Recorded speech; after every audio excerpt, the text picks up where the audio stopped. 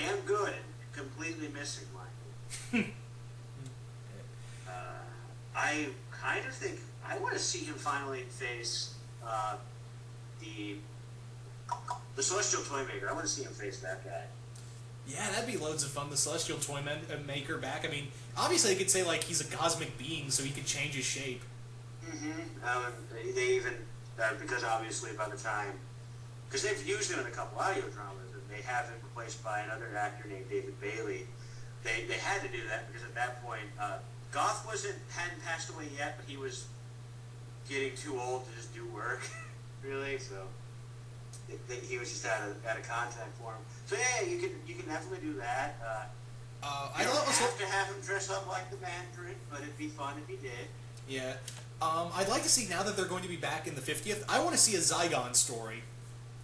Yeah, I'm curious to see how that is gonna how much of a role they're gonna play in the 50th. Yeah, after that, I definitely want to see a few original villains, of course. That's the thing. As much as I like to see old things come back, you have potential to make cool stuff. I mean, look at the Weeping Angels. Look at the Jadoon. They've come up with some cool original ideas, but of course they get overshadowed because the Daleks have been there almost as long. Yeah. And even more, well, not even more so, but just as much. True. I think it would be nice to have another Sontaran story. I mean, Strax is cool and all. They haven't had like their own in a while, though. Yeah, not since. Yeah, exactly. Yeah, not since the Sontaran stratagem. Yeah, they've just made cameos, and that's definitely true because I've mentioned Big Finish a lot, but only in the last couple of years have they been using the Sontarans. Like they had never used it once until like 2010. And they've been doing at least one a year now. They did the first Sontarans last year. This month they got another one planned with McCoy, who's never faced them before. At least in audios or television. Novels are a big blind spot to me, and comics too. But just a Sontaran story would be good because, like, unless it's really bad. I haven't seen Invasion of Time yet, so I don't know. Yeah. Also, can we get the Rootons in this story? Yeah, because that's a big thing. It seems like all the I know for a fact, Prisoners of Time recently had the Sontaran versus the Rootons. Yeah, and there was also a video game that called the what was it called? The Gunpowder Plot, which had the Sontarans and the Rootons in it. Yeah. You're at the probably compared to the whole of the show's history, you're at the best point where you could pull off a pretty damn good fight. Maybe not a giant war per se, but maybe like a cool space battle.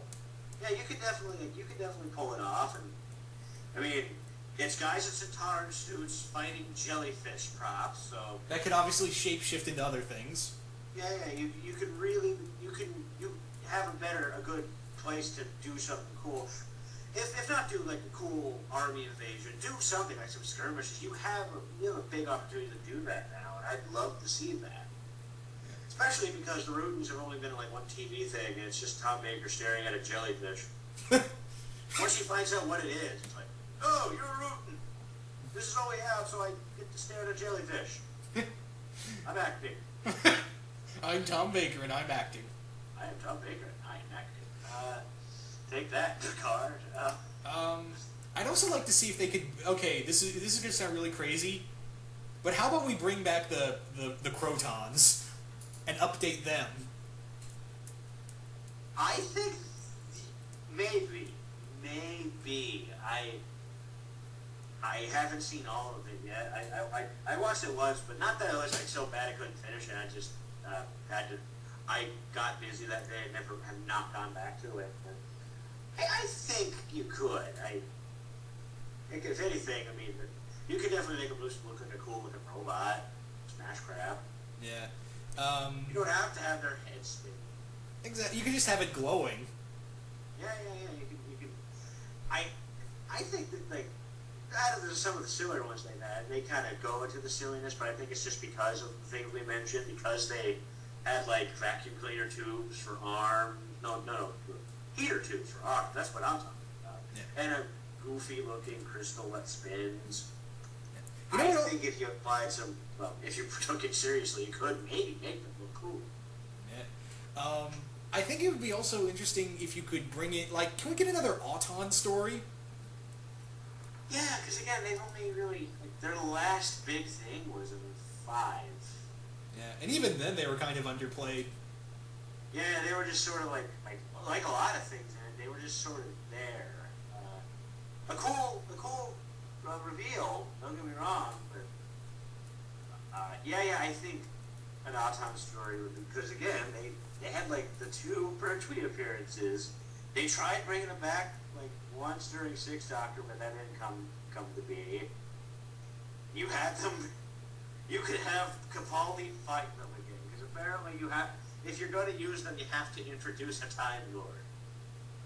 Yeah, so as long... They were in Pertwee's first, they were in the Masters first.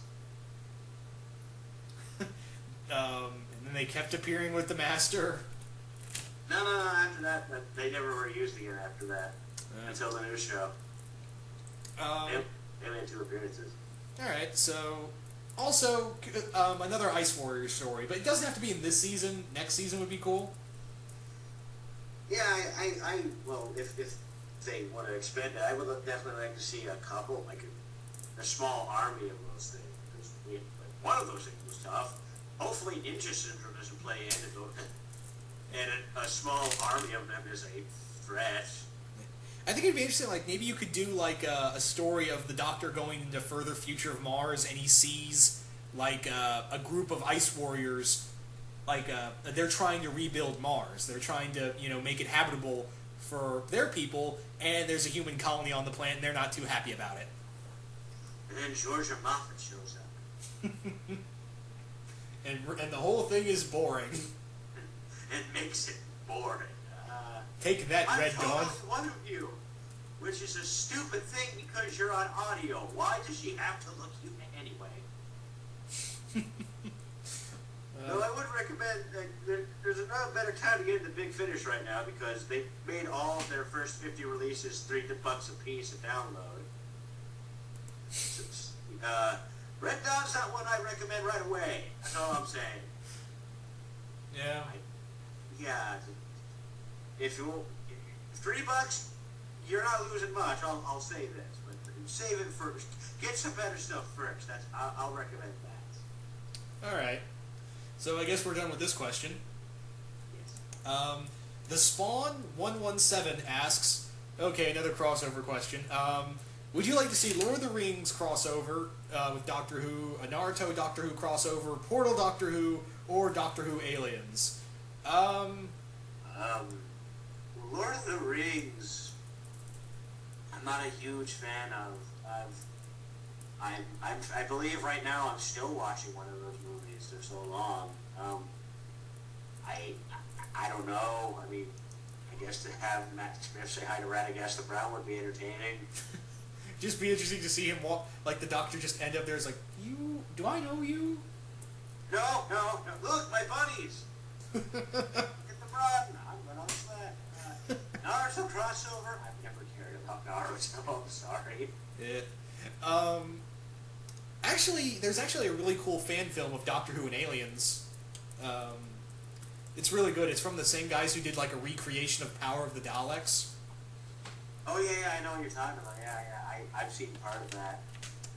Yeah. Well, that and you mentioned Aliens, so I'm imagining you want them to meet the Colonial Marines, but the Ark in Space exists, and that was the movie Alien. When movie Alien happened. Yeah. And there's also, and this is just me talking fan fiction, but there's this really funny fan fiction called Do Daleks Dream of Electric Cake, which is pretty much a group of Daleks finding themselves in the Aperture Science Labs from Portal, and they're getting screwed with. And then one of them's turned into a bonsai tree. Or a tomato plant. Take your pick. That sounds, what you said earlier sounded funny. Portal is one of those things that I've had some friends tell me to play. I don't play video games that much. So whenever they reference Portal, I'm just like, you are doing a thing. I imagine both of them, both Doctor Who and Portal kind of have that quirky, like that quirky fandom to it, especially because both rule Tumblr with an iron fist.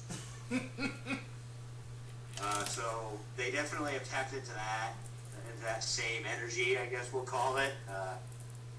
Tapped into the universal Tumblr grid. So that means one of them could become a Power Ranger. A Tumblr Ranger. Oh God. One of them would just look like Dean from Supernatural and be entertaining. I'm just gonna go with I'd like to see Doctor Who and Aliens because, like you said, it's pretty much like the Ark in space, and Portal and Doctor Who because I could definitely see the Doctor having trying to outwit all these robots with just a sonic screwdriver and just have all kinds of fun with the portal gun. Yeah, it like both of those last two are definitely, from what I know about Portal and what I've seen from those movies, from the Alien movies, they seem like perfect fits, especially because the Doctor escaping a dark, scary room full of aliens. Like it's almost shocking he wasn't in those movies already. And again, like you said, him just basically putting him in a giant puzzle box. Yeah, that'd be awesome. Isn't that what Portal kind of is? An enormously complicated puzzle game. Yeah. And yeah, so those two are made for him. Lord of the Rings. I can maybe see it. Naruto, no. I can't see it at all. Yeah, I unfortunately can't see that at all. I mean, I could see it like maybe he finds his way into the Naruto universe and takes one of the characters as his companion. Since I only know a little, I'm not the biggest Naruto fan, and to all the fellow Naruto fans out there, I think maybe he'd take, what's her name, the pink-haired girl, Sakura, as his companion. Maybe they go on wacky adventures. If we're talking directly to the Naruto fans, all I can say is believe it, believe it, believe it, believe it. Ramen noodles. That still pisses them off, right? Because it does one of my friends. It's like shooting bear mace in someone's in a face. He doesn't say it that much anymore. Believe it. Ah! Yeah. Now, we mentioned Doctor Who's a very versatile thing. I never think ninjas, or whatever the hell Naruto is, because most of those people don't look like ninjas. And although it would be cool to see have the Doctor meet ninjas in a period piece, because I want him to go to like Japan or ancient China or something. Now I'm just imagining the Wolverine go with the Doctor. Yeah, he's like, I can make you a half human. No! And he's like, I'm not regenerating. I'm not regenerating. What's happening? I haven't turned to Peter Capaldi yet. Oh no. And now I'm just imagining Matt Smith with like dual sonic screwdrivers being surrounded by ninja Cybermen.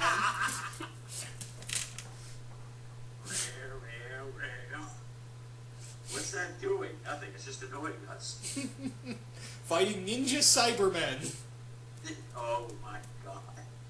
They're just like regular Cybermen, but they have headbands and katanas.